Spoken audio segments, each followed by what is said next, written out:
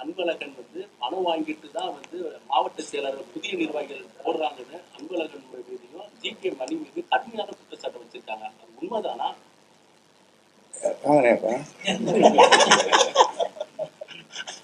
பக்கத்தில் இருக்குங்க. அவரு பணம் வாங்கிட்டு அன்பழகன் பணம் வாங்கிட்டு இந்த நாட்டிலே இல்லை, சுற்றி நேர்கார். இன்றைக்கு மலையா நான் சிங்கப்பூர் அப்புறம் அமெரிக்கா இதுன்னு போயினே இருக்காருன்னு சொன்னாங்க. அப்புறம் மொத்தம் இது நிற்கிறாரு, இங்கே இருக்காரு. அவர் தான் நீங்கள் கேட்கணும்.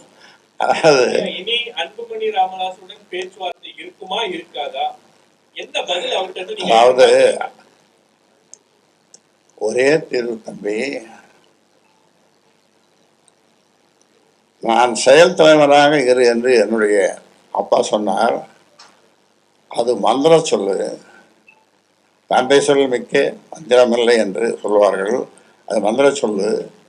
செயல் தலைவராக இருந்து செயல்படுவேன், இல்லை என்று அதுவும் வேண்டாம் என்று அப்பா சொன்னால் நான் தொடராக இருந்த அவர் காட்டுகின்ற வழியிலே செல்வேன்.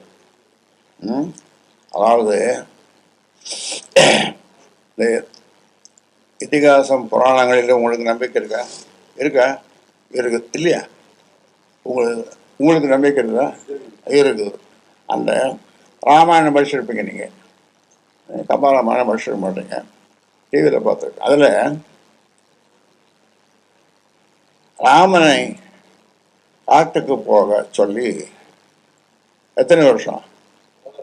14 வருஷம். யார் சொன்னது? தசரத சக்கரவர்த்தி தந்தை. 14 வருஷம் போக. அப்போ ராமனுடைய முகத்தை கம்பர் வர்ணிக்கிறார். எப்படி வர்ணிக்கணும்?